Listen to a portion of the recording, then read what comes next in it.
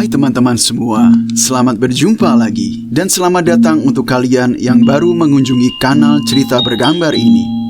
Di sini kalian bisa mengikuti cerita-cerita sebagai hiburan dan pengetahuan. Dukung kanal ini dengan subscribe, share, like, dan komen agar kami lebih bersemangat membagikan cerita-cerita untuk Anda. Selamat mengikuti. Di kerajaan Daha, hiduplah dua orang pangeran. Yang tertua bernama Raden Semaranata, yakni putra raja yang lahir dari istri pertama raja yang telah lama meninggal. Sedangkan yang muda bernama Raden Anom, yang terlahir dari istri kedua raja yang berasal dari Pejarakan. Raden Anom amat disayangi dan dimanja oleh ibunya, sehingga ia tumbuh menjadi pemuda yang sombong, jahat, dan ugal-ugalan. Hal itu amat jauh berbeda dengan perlakuan istri kedua raja terhadap Raden Semaranata. Ia kerap disiksa dan tak mendapat kasih sayang. Walau begitu, Raden Semaranata tumbuh menjadi pemuda yang bijak, sederhana, dan tekun bersembahyang. Karena raja telah usur usianya, dititahkannya kedua pangeran itu untuk belajar Rajaniti atau ilmu pengetahuan kepada seorang resi di Pasraman Magendra yang terletak jauh di tengah hutan. Masa penggemblengan di Pasraman ini juga menjadi ujian dan kompetisi. Barang siapa yang nanti di akhir pembelajaran lulus dan mendapatkan anugerah pusaka dari Yang Widi, maka dialah yang berhak menjadi raja di Daha. Selain itu, juga akan dinikahkan dengan sepupu mereka, yakni Raden Dyah Pratnyawati dari Kahuripan.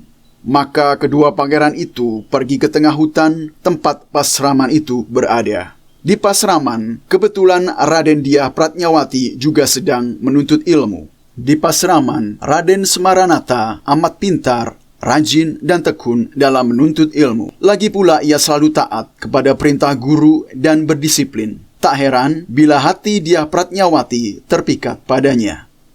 Begitu juga Raden Semaranata mencintai putri raja Kahuripan itu. Mereka saling berjanji akan menikah setelah tamat belajar. Raden Anom pun menyukai Dyah Pratnyawati, namun cintanya tak ditanggapi, sehingga ia membenci kakaknya. Setelah tamat belajar, pulanglah Raden Dyah terlebih dahulu ke Kahuripan.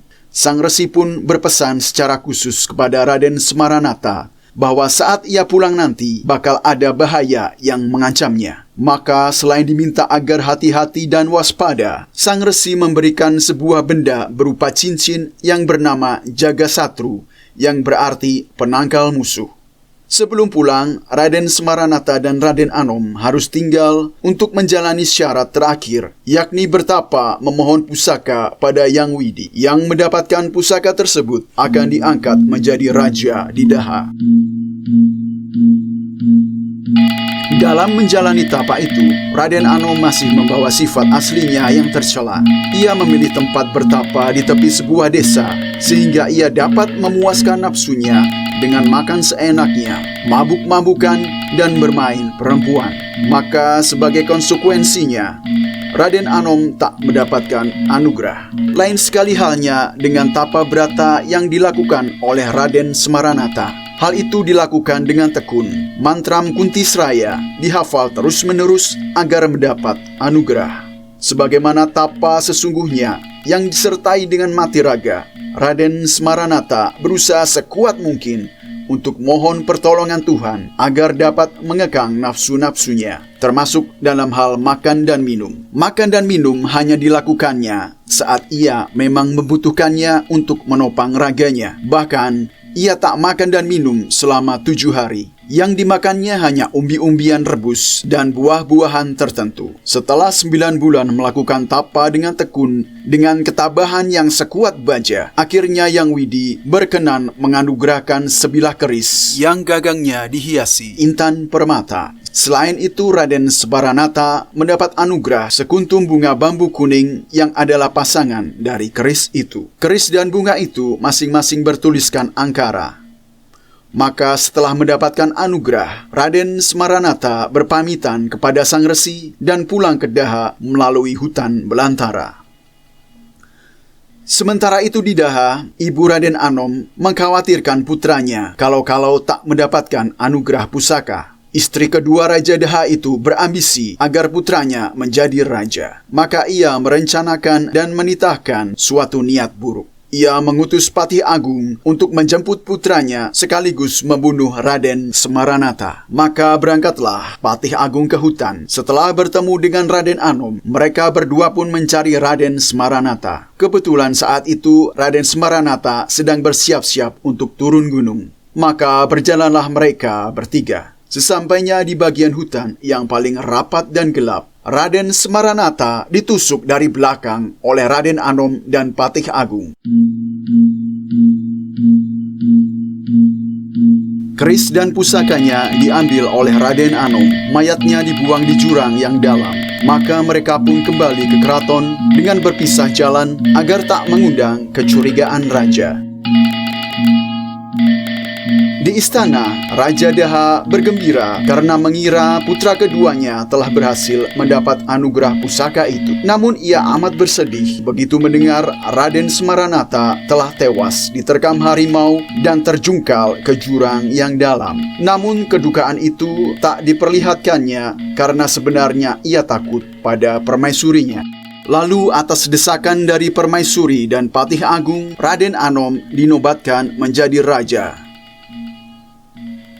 Sementara itu di Kahuripan, Raden Dyah Pratnyawati dilanda kesedihan mendengar tunangannya Raden Semaranata telah tewas. Kesedihan itu semakin bertambah dengan adanya pinangan dari Raden Anom yang kini telah menjadi Raja Daha. Ia telah meminta kepada ayahnya untuk menolak lamaran itu. Akan tetapi Raja Kahuripan tak dapat menolak karena menjaga ikatan keluarga. Bahkan hari pernikahan telah ditetapkan. Namun, karena Raden Dyah jatuh sakit, pernikahan itu ditangguhkan.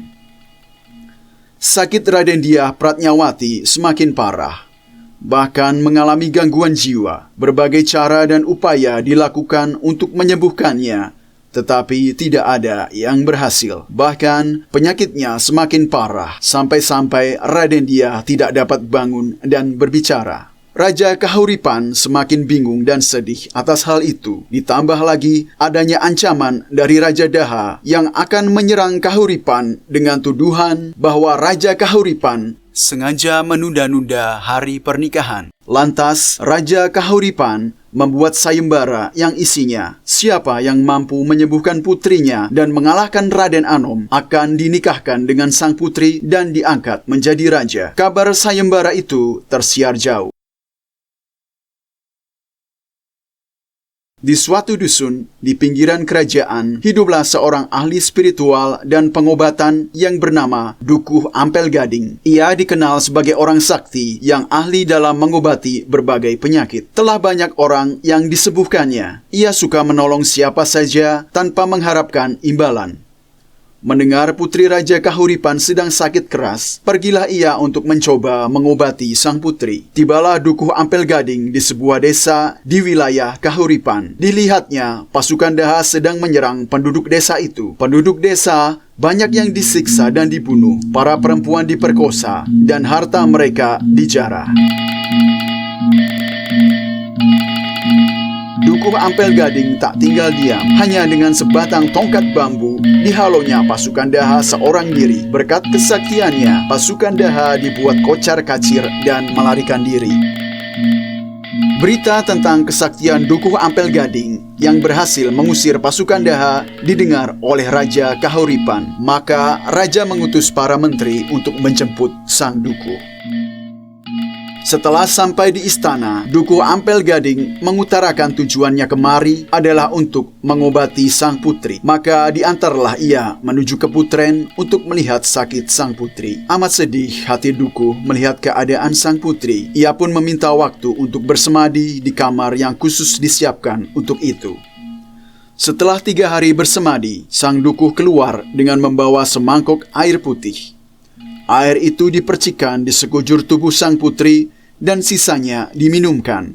Tongkat bambu sang Dukuh disapu-sapukan di sekitar tubuh sang putri. Setelah menunggu agak lama, kesadaran sang putri mulai pulih, dapat berbicara dan berdiri, namun belum mampu berjalan. Pecahlah tangis para perempuan di keputren setelah sang putri menyebut ayah dan ibu. Lantas sang dukuh kembali bersemadi guna mengobati kelumpuhan sang putri. Lalu kaki Raden Dyah diolesi dengan minyak yang dicelupi bunga bambu kuning sang dukuh. Maka seketika pulihlah kaki Raden Dyah. Semua sakitnya pun hilang sama sekali. Karena amat girang, Raden Dyah pun memeluk sang dukuh. Agak lama mereka saling berpelukan dan bertangisan hingga Raden Dyah pun sadar bahwa yang dipeluknya adalah dukuh Ampel Gading. Ia pun meronta bermaksud melepaskan diri dari pelukan itu. Tanpa sengaja, tangan Raden Dyah menggait destar dukuh hingga terlepas. Sang putri pun mulai curiga, maka ditariknya janggut putih sang dukuh hingga terlepas semua. Melihat sang dukuh tanpa destar, jenggot dan kumis palsu, maka ternyata sang dukuh tak lain adalah Raden Semaranata. Mereka pun kembali bertangisan dan berpelukan. Raja Kahuripan amat berbahagia akan peristiwa itu dan berjanji akan menikahkan mereka dan menobatkan Raden Semaranata menjadi Raja Kahuripan. Sementara itu di Daha, Raja Anom amat gusar mendengar kekalahan pasukannya oleh sang dukuh yang sakti. Apalagi dukuh itu akan dinikahkan dengan Raden Dyah Pratnyawati. Maka ia memohon kepada ibunya agar menggunakan ilmu pangliakan untuk membunuh Raja Kahuripan, Raden Dyah, dan Raden Semaranata.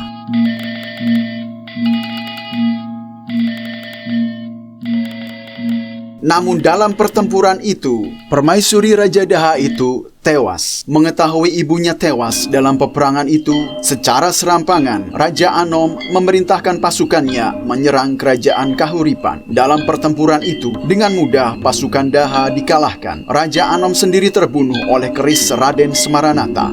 Akhir cerita, Raden Semaranata dan Raden Dyah Pratnyawati dinikahkan dengan pesta pernikahan yang agung, dan Raden Semaranata dinobatkan sebagai Raja Kahuripan dan Daha. Demikianlah para sobat semua, cerita tentang dukuh Ampel Gading. Semoga kalian terhibur, menarik pesan di balik cerita ini, dan semoga menjadi sumbangan bagi pelestarian budaya dan jati diri. Terus dukung kanal ini dengan like, subscribe, dan komen, agar kami lebih bersemangat membagikan cerita-cerita untuk Anda. Terima kasih sudah menonton, sampai jumpa pada kisah berikutnya.